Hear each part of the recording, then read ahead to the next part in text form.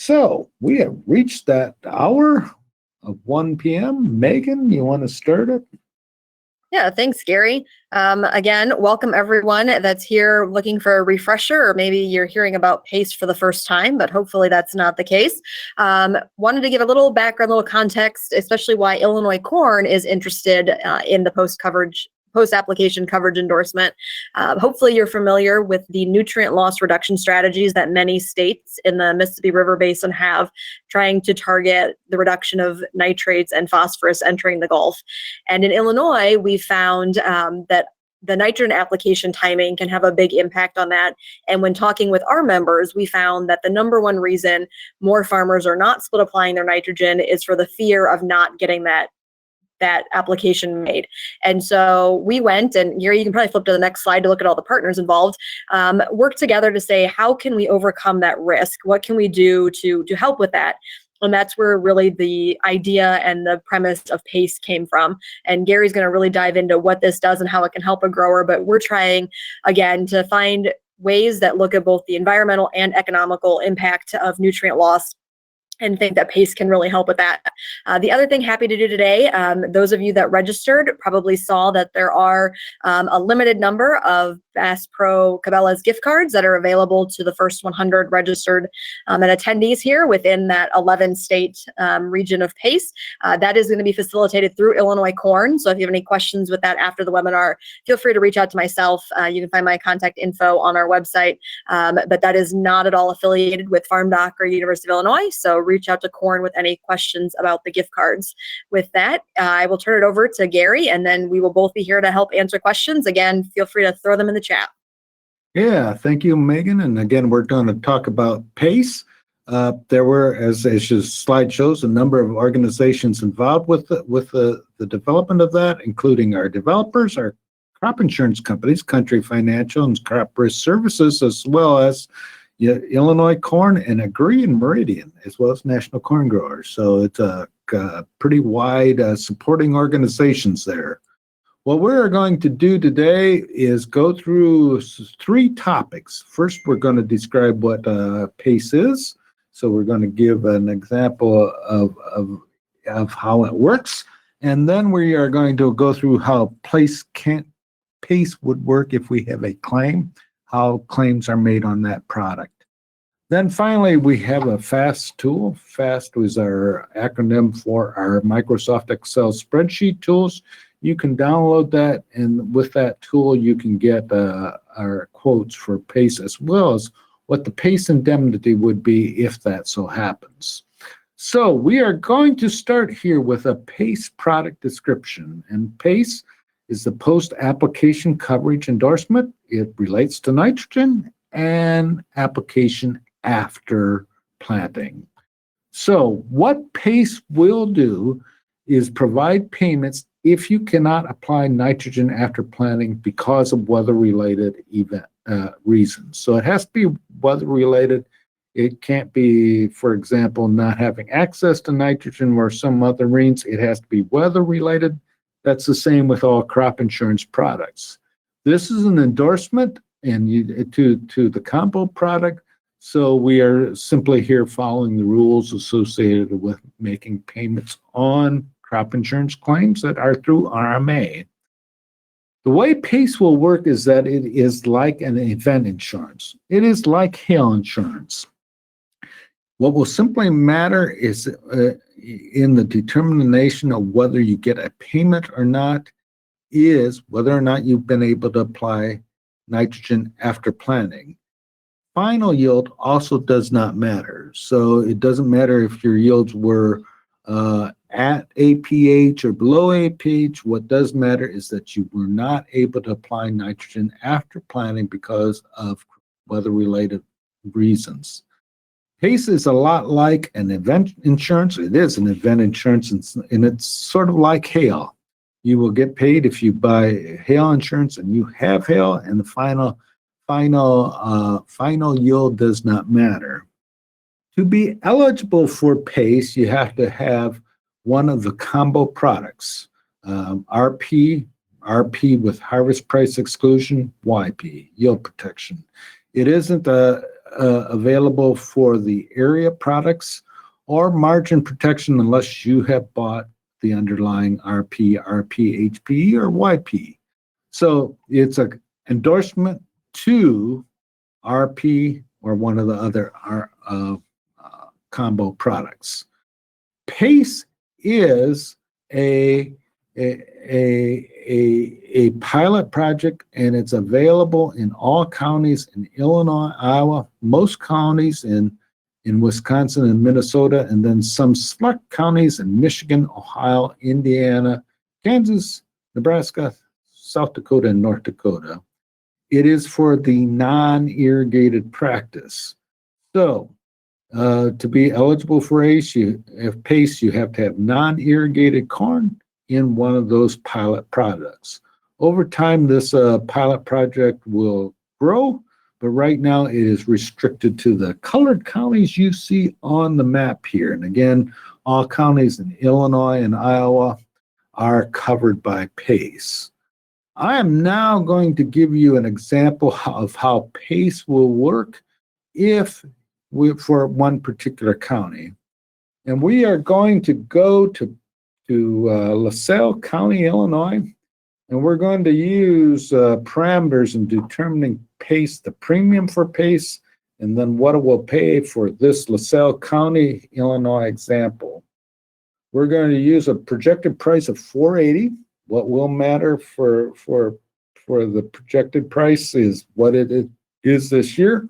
We are on the first day of that projected price determination period, so we don't know what projected price is. $4.80 seems to be what I would expect it to be given where futures prices are now, but again, we don't know that for sure yet. 220 bushels per acre yield, that's our trend adjusted APH, or what we're setting guarantees at. So a farmer will have till March 15th, which is the deadline for all crop insurance products in that region for corn and soybeans. Farmer will decide by March 15th whether they will take PACE or they will not take PACE. Again, it's an event insurance. It's an endorsement to RP. What a farmer will do is report the total nitrogen to be applied this year and a post-application percent. Let's say that's 40%. So if you're applying 200 pounds of actual N during a year, 40% of that would be 80 pounds. So in this example of 40% and 200 pounds, it would be 160 pounds before planting, 80 pounds or 40% after planting. So given that post-application percent, a person will have a choice of whether the unit is enterprise, basic, or optional. That will impact premiums, and we'll discuss how that impacts premium. But let's say we've taken a 40% post-application percent. So 40% is the amount of nitrogen we post-apply. We then have one other decision, and that's the PACE coverage level. And that PACE coverage level can range from 75% to 90%. I'm going to go back here. A 75% has a farmer paid premium of 95 cents. A farmer paid premium at a 90% PACE coverage level has a $2.33 premium. As you increase the coverage level, you increase the PACE indemnity when it happens. We're at a 75% coverage level. We would get a PACE indemnity of $48 per acre if we are not able to post-apply nitrogen. If on the other end we make a 90% coverage level selection, we would get paid we would pay a premium of $2.33 per acre and get an indemnity of $57 if we are not able to apply nitrogen after planting. So in my 90% example, we would have a farmer pay premium of $2.33, and we would get paid $50, or the indemnity would be $57 if we cannot apply nitrogen. That $57 could go up if our harvest price is greater than the projected price if we have selected RP. RP has that guarantee increase in it, and that guarantee increase will impact that PACE and indemnity. So, as we're looking at this, post-application percent, the farmer by the decision date will have to report their total nitrogen budget and the amount applied post-plant. So, here's an example, and I've used this example before. 200 pounds of actual N, we apply 100 pounds in fall, 80 pounds of post-plant.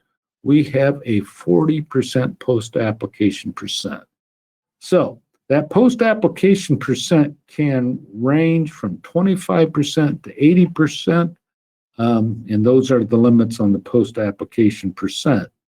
That 120 pounds doesn't have to be in the fall. It could be pre-plant or in the spring before planting. But the total nitrogen budget determines what the post-application percent is here, and that's 40%. So, PACE coverages, again, can range from 75 to 90%. They will influence the premium and the indemnity. So if we select the 95%, we are at the low end, and we will pay the lowest premium and get the lowest indemnity. And 90% will be at the high end and the highest indemnity.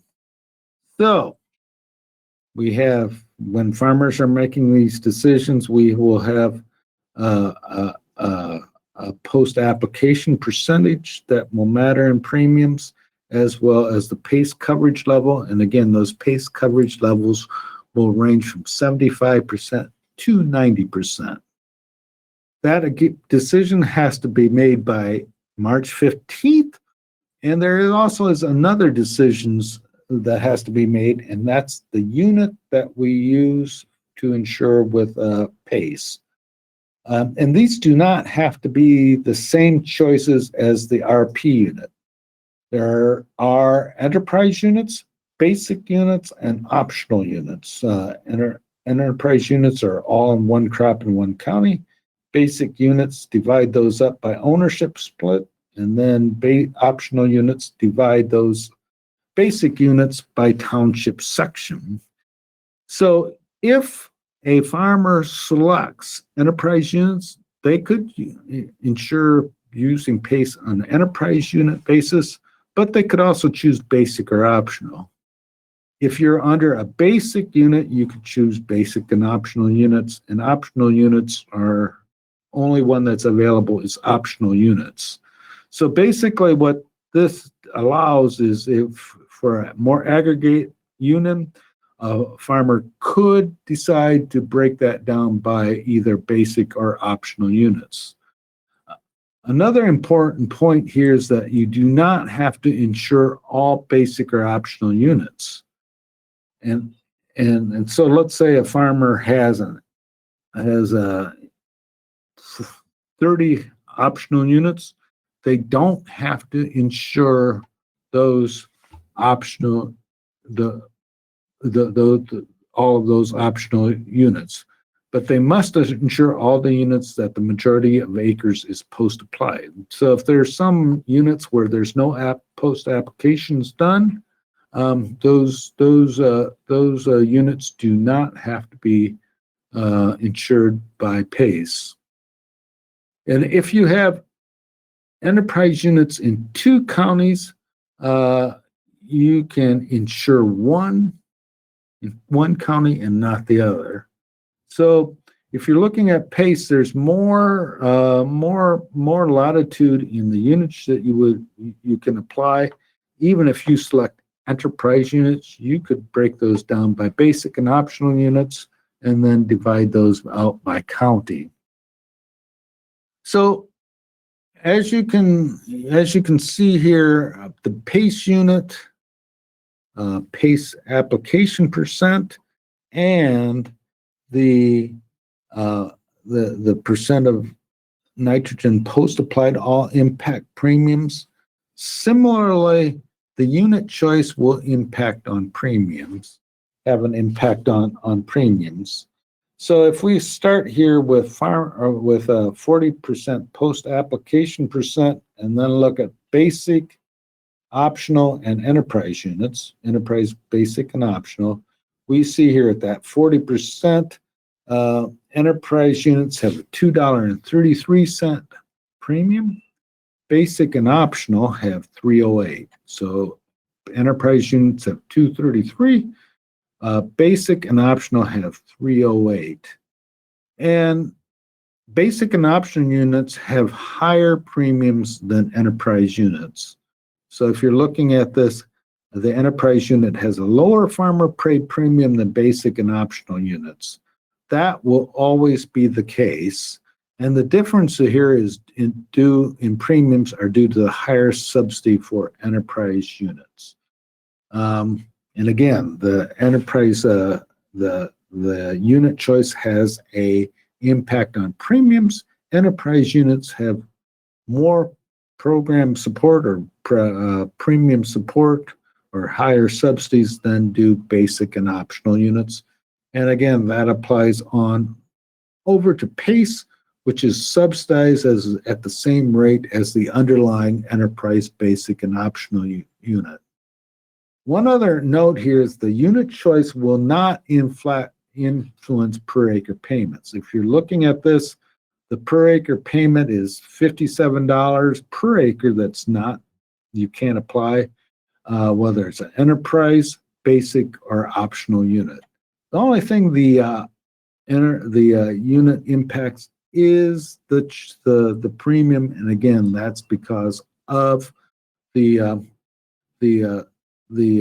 subsidies involved in these three basic products. So, hey, Gary, there is a question that kind of fits in right here. The question is about on how the payments are triggered. And does this work similar to like a pasture product where a payment just automatically goes to those with the policy, or does a claim still have to be filed? And how does that process work? That's a good question, Megan. Actually, it isn't like pasture. It is, farmers have to initiate that claim process. So, one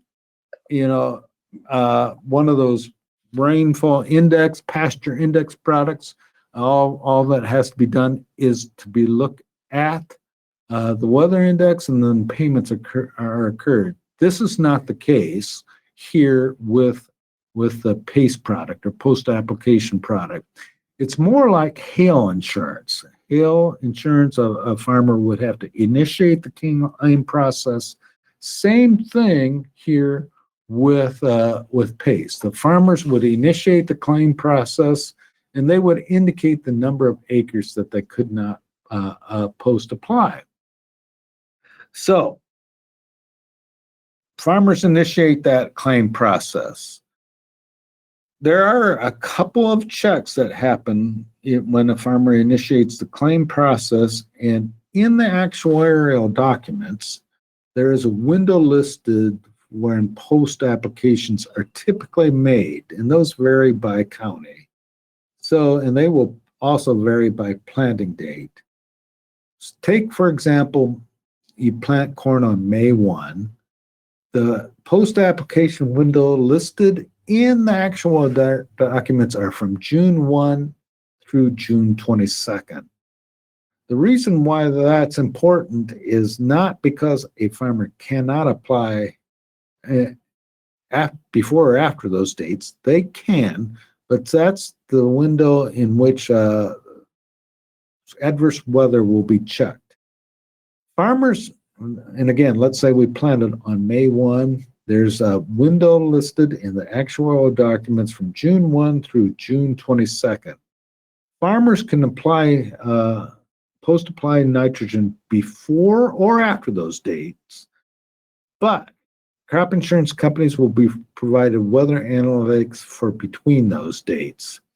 And this claim will receive more scrutiny if weather analytics indicate that adverse weather did not exist between those planting dates, or excuse me, those application dates. So there was no rain between June 1 and June 22nd, and there's a PACE claim that is going to receive a bit of scrutiny. In a sense, PACE will be very much like prevent plant in its application, and if there are no other prevent plant claims in the area, the one prevent plant claim will receive scrutiny. All right, Megan, is there any other questions that sort of fit at this point, or should we just keep going? I think we can keep going.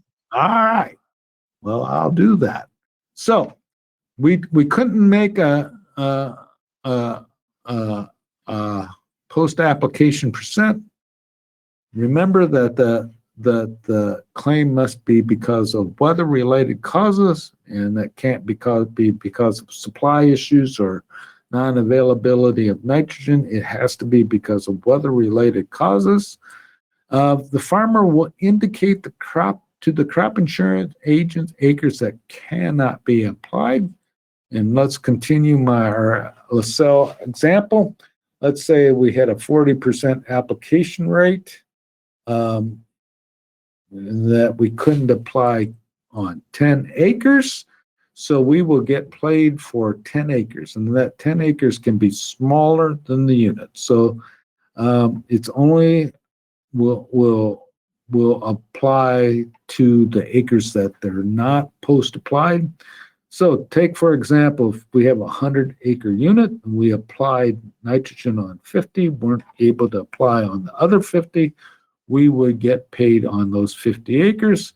And the payment would be the 10 acres times $57, and that's set in the indemnities. We know what those payments are the lower amount of those payments, and that will be $570 in this case. $57 was our payment rate given a 40% application rate and our 90% coverage level.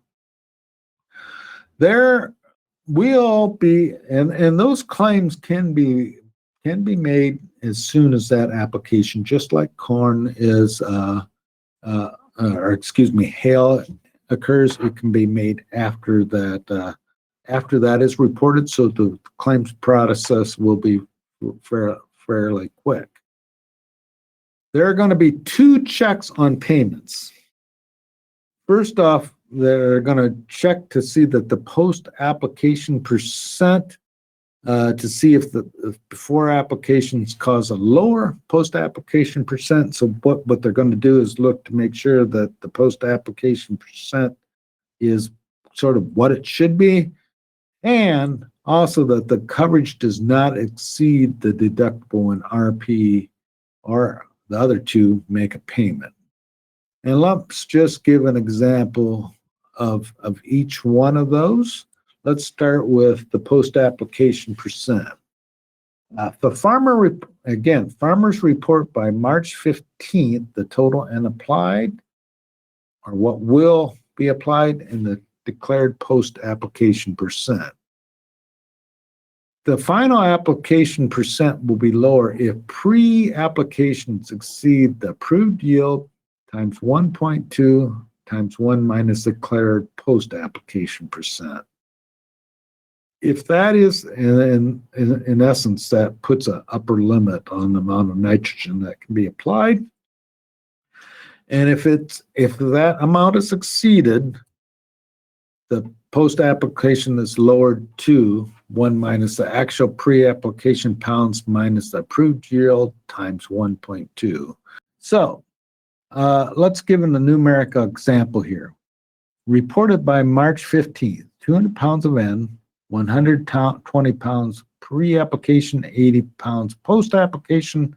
The declared post-application percent would be 40%. We have 220 bushels trend-adjusted yield. We applied 120 pounds pre-plant and have a claim. If we look at that, if we have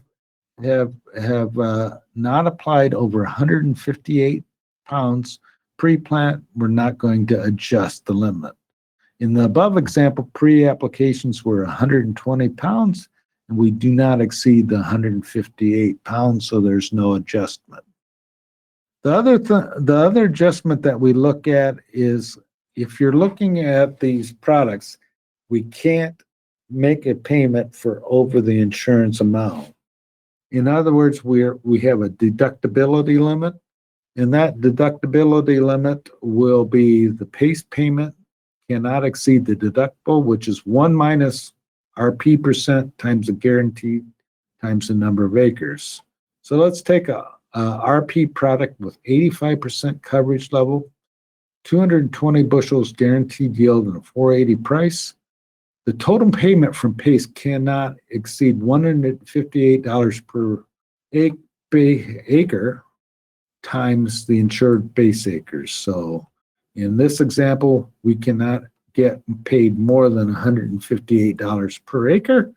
And if we're looking at that, those PACE application percents, there's one category where that happens when we're having post-application percent of 80, and we have chosen a 90% PACE coverage level 171.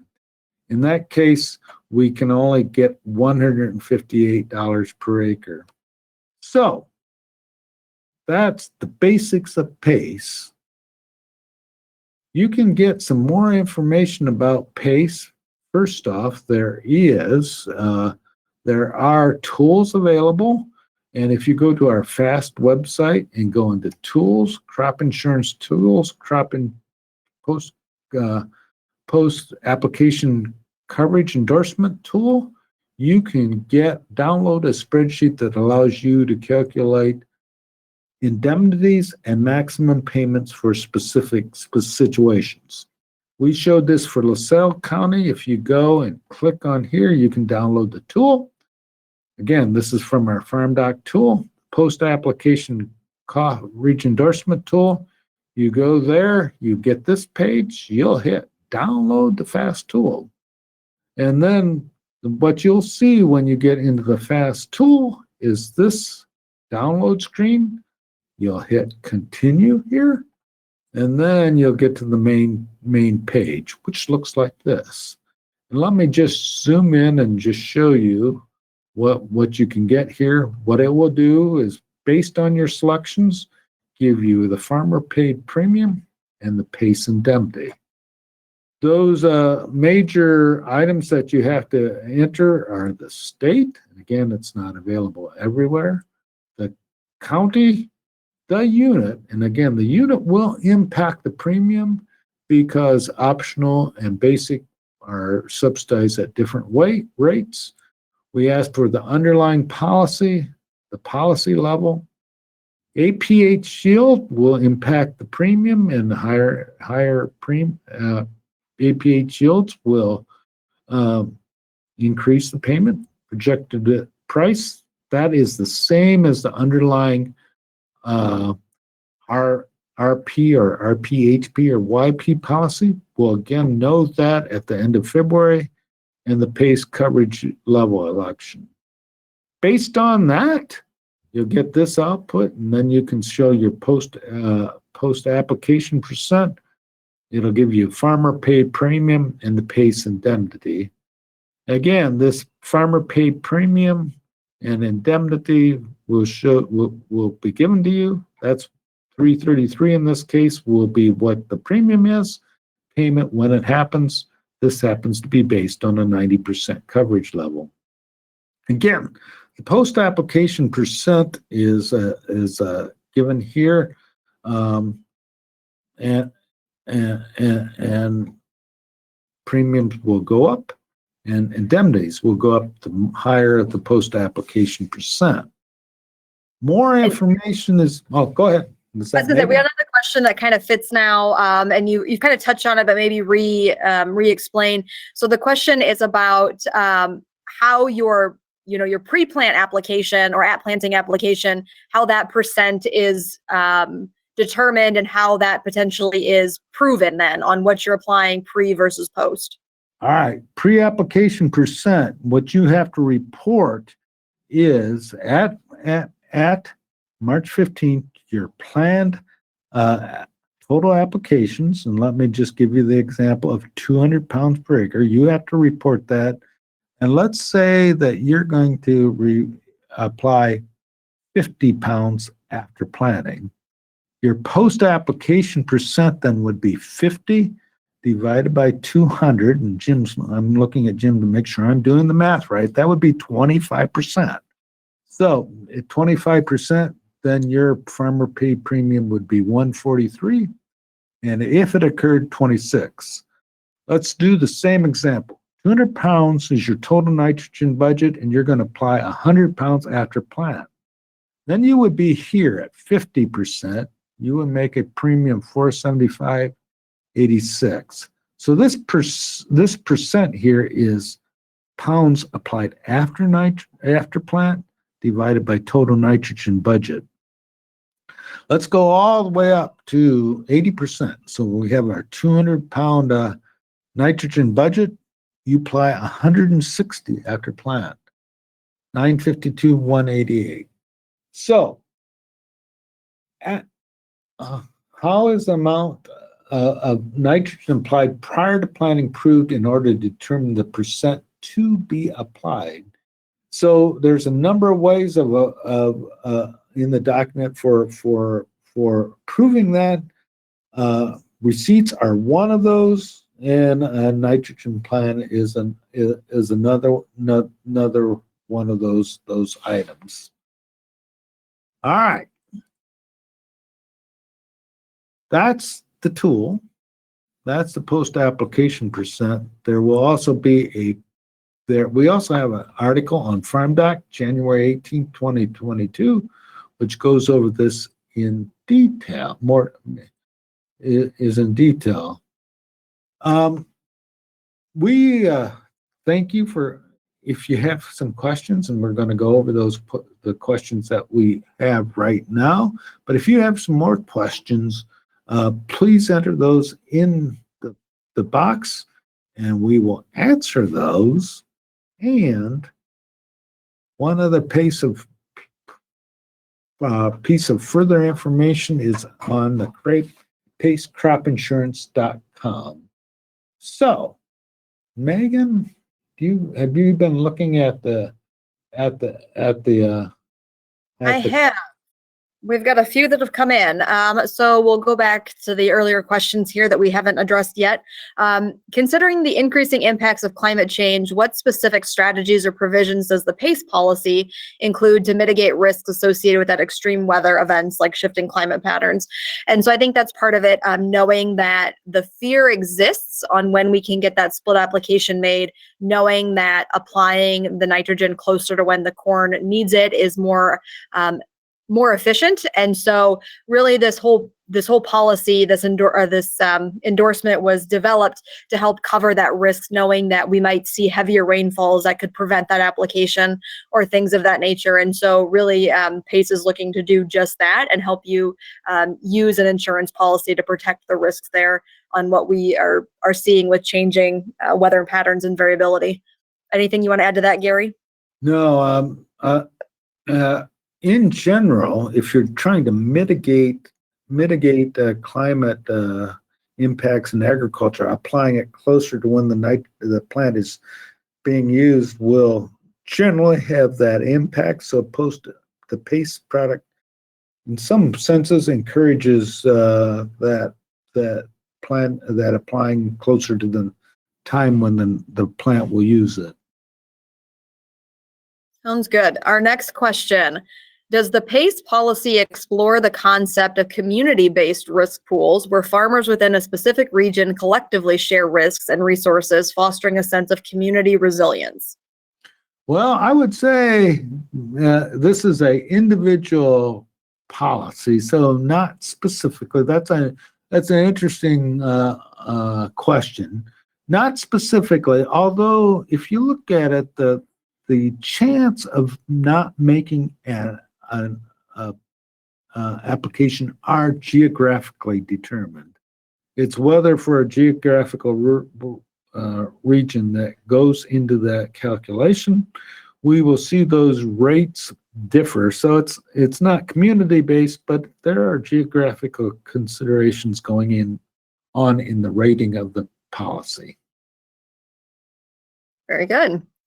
How does the PACE policy incentivize or reward farmers for adopting sustainable or environmentally friendly agriculture practices, aligning with global trends in sustainable agriculture?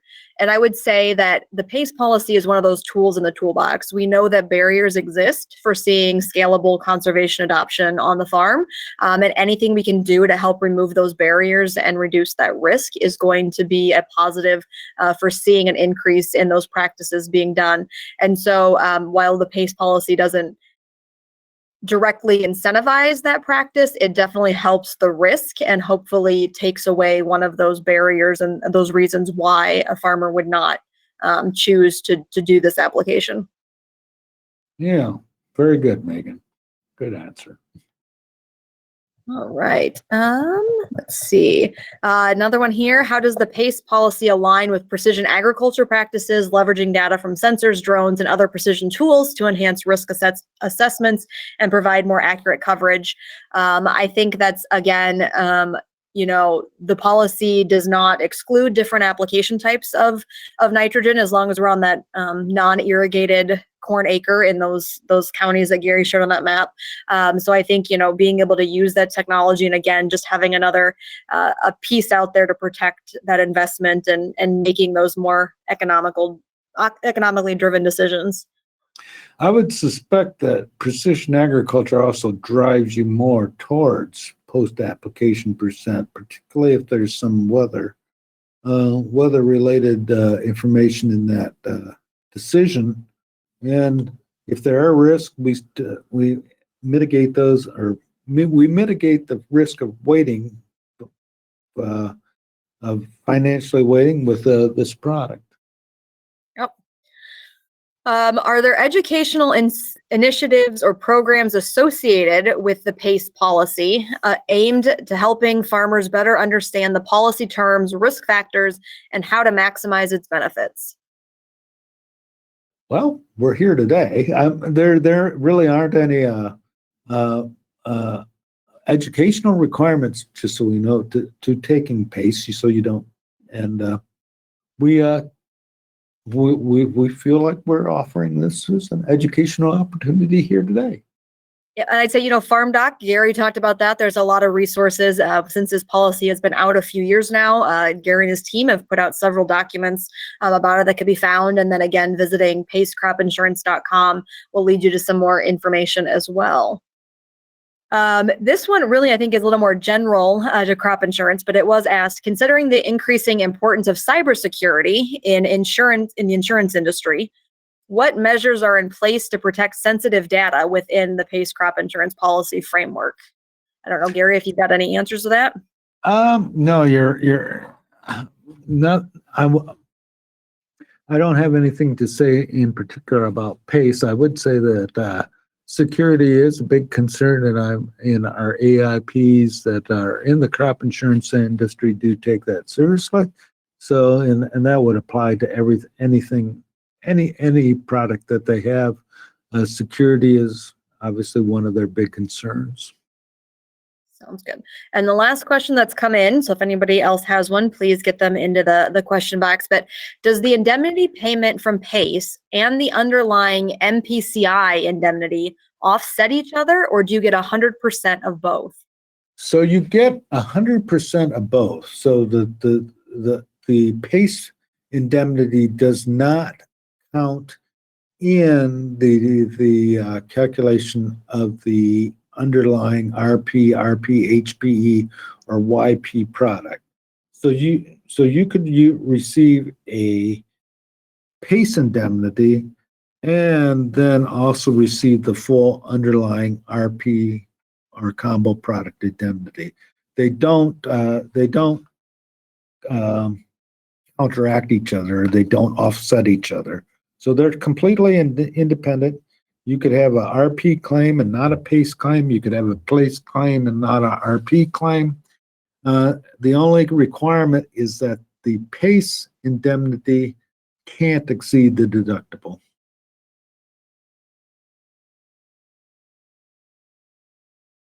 And with that,